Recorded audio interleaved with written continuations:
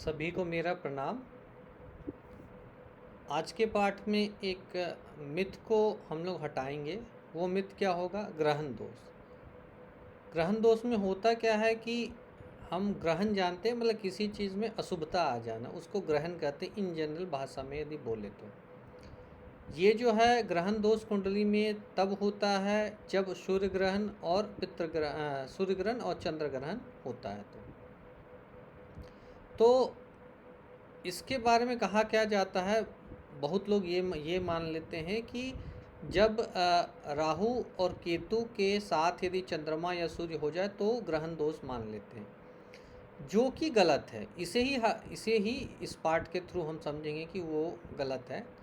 ग्रहण दोष सिर्फ उसी समय होगा जिस समय ग्रहण काल में यदि जन्म होता है, यदि उस जातक या जातिका का, तो वो ग्रहण दोष माना जाएगा, अन्यथा नहीं माना जाएगा। क्योंकि आप इसे समझ सकते हैं कि राहु केतु जो है किसी भी राशि में हो, यानी किसी भी भाव में हो, तो सूर्य जो है 30 दिनों के लिए, लगभग 30 दिनों के लिए उसके साथ रहेगा, चाहे वो राहु हो चाहे केतु हो। और चंद्र ग्रहण जो है, मतलब चंद्रमा के समय जो क्या होगा कि चंद्रमा भी करीबन 2 दिन, सवा 2 दिन के आसपास एक राशि में रहता है, यानी सवा 2 दिन तक ग्रहण चलेगा, ऐसा नहीं।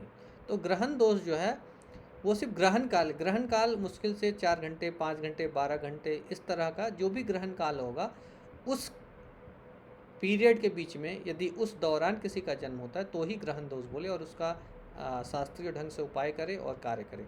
ना कि जब भी आप राहु केतु के साथ सूर्य या चंद्रमा को देख ले तो उसके कुंडली, क्योंकि ये देखना आसान है।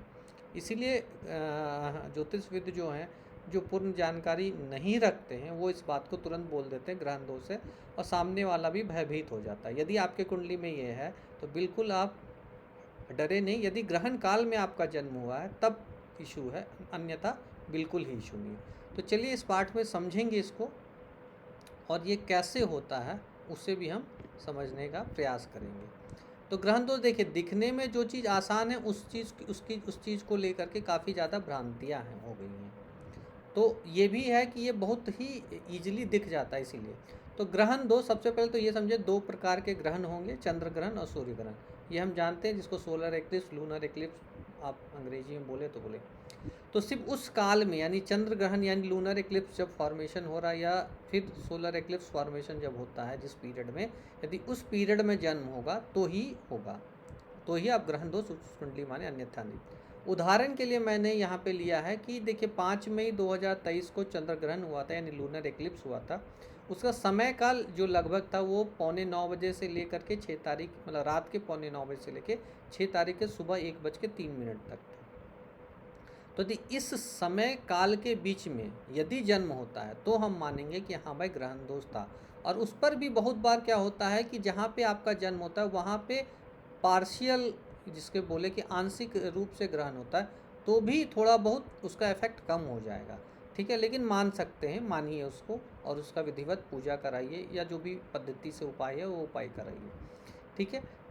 तो इस कुंडली में आप देख लें कि उस काल में ये D1 चार्ट, जिसको जन्म कुंडली बोलते हैं, वो लगा है। उस समय आप देख लें कि सूर्य और राहु एक साथ पंचम भाव में, मेष राशि में है, और चंद्रमा और केतु जो है वो, उसके पीछे कारण भी है कि चंद्रमा केतु भी वहाँ हो जाएगा, क्योंकि जब भी लूनर एक्लिप्स या सोलर एक्लिप्स होगा तो या तो वो अमावस्या के दिन होगा या पूर्णिमा के दिन होगा। यानी लूनर एक्लिप्स जो है वो पूर्णिमा के दिन होगा, सोलर एक्लिप्स अमावस्या के दिन होगा। तो उस दिन या तो सूर्य चंद्रमा एक साथ होंगे, या फिर जो है वो आमने सामने होंगे, क्योंकि 180 या फिर 0 अंश, यानी 0 से 12 अंश के बीच में उनका फासला जो है वो रहेगा। तो इस कारण से क्या होगा कि वो हमेशा सूर्य राहु केतु, मतलब या तो रहेगा या फिर उसके साथ ही रहेंगे दोनों, मतलब वो दोनों पे प्रभाव पड़ेगा। तो इसलिए भी बोलते हैं कि सिंस राहु केतु के अक्ष में सूर्य और चंद्रमा दोनों का आ जाना, तो ये अपने आप में एक दोष है। लेकिन यदि उस दिन, मतलब सिर्फ ये यदि मान लीजिए 2 दिन ऐसा रहेगा, लेकिन यदि इस 3-4 घंटे में ग्रहण होता है तो ज़्यादा ग्रहण दोष लगेगा। लेकिन हाँ, सूर्य और चंद्रमा राहु केतु के अक्ष में रहेगा, तो एक ये तो सूर्य और चंद्रमा के साथ प्रॉब्लम हो ही गया, यानी पीड़ित तो हो गया, लेकिन ग्रहण दोष नहीं लगा। दोनों में अंतर है, इस चीज़ को आप ध्यान देंगे। और मैं आशा करता हूँ, अब मैं बताता हूँ कि कब ग्रहण दोष नहीं माने। तो मान लीजिए कि यदि 1 मई का जन्म या इवन 5 तारीख के सुबह में यदि जन्म होता है तो भी राहु केतु अक्ष में रहेगा, चंद्रमा और सूर्य। तो यहाँ पे तो 1 तारीख को सिर्फ सूर्य और राहु एक साथ है, इसको भी ग्रहण दोष लोग बोल देते हैं, लेकिन ये सर्वथा गलत है।